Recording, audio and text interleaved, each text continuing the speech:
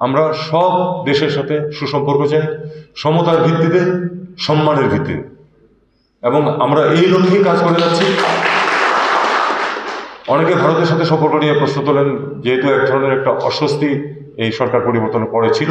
আমি আপনাদেরকে এটুকু বলতে চাই, আমাদের পক্ষ থেকে আমরা খুব স্পষ্ট বার্তা দিয়েছি যে আমরা ভালো সম্পর্ক চাই দুই পক্ষের স্বার্থের ভিত্তিতে। দুই পক্ষের স্বার্থের ভিত্তিতে, দুই পক্ষের স্বার্থই আছে দুই পক্ষের সাথে। সেই স্বার্থ সংশ্লিষ্ট বিষয়াদি নিয়ে আমরা কথাবার্তা বলবো এবং সমতার ভিত্তিতে আমরা সম্পর্ক চাই। আমি আশা করি যে এই অস্বস্তি কেটে যাবে, আমরা সবার সাথেই ভালো সম্পর্ক প্রতিষ্ঠা করতে পারবো। আপনারা জানেন যে আমাদের এটা অন্তর্বর্তী সরকার, আমাদের কিন্তু একটা বিশেষ পরিস্থিতিতে দায়িত্ব আমাদের উপর অর্পণ করা হয়েছে, আমরা সেটা নিতে রাজি হয়েছি।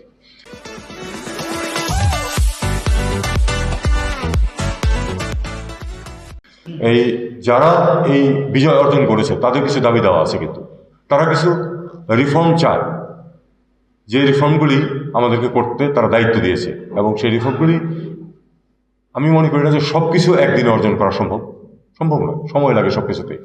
কিন্তু অন্তত যেন মৌলিক রিফর্ম, এবং তারপরে যে এই যে আপনার রিফর্মের পথ থেকে যেন সরে যেতে না পারে সেই ট্রেনটা, এইটুকু ব্যবস্থা করে দিয়ে আমাদের উপর যে দায়িত্বটা দেওয়া হয়েছে সেই দায়িত্বটা অর্পণ করে রাজনীতিবিদদের হাতে ক্ষমতা দিয়ে আমরা চলে যাবো, তারা দেশ চালাবে। তাদের প্রতি শুধু আমার একটা অনুরোধ থাকবে সবার পক্ষ থেকে, আপনারা এখানে আছেন রাজনীতিবিদ এবং সাধারণ মানুষ শুনুন, যে আবার যেন 10 বছর পরে, 15 বছর পরে, 20 বছর পরে ছেলেদেরকে রাস্তায় নামতে না হয়, ছেলেদেরকে মেয়েদেরকে রাস্তায় নামতে না হয়, যেন তাদেরকে আবার জীবন দিতে না হয়, এই দায়িত্ব আপনাদের উপর থাকবে। আপনারা কিন্তু সেই দায়িত্বটা দয়া করে পালন করবেন। সেই দায়িত্ব যদি ঠিক মতো পালন করা হতো গত 50 বছর, তাহলে কিন্তু ছেলে মেয়েদেরকে জীবন দিতে হতো না।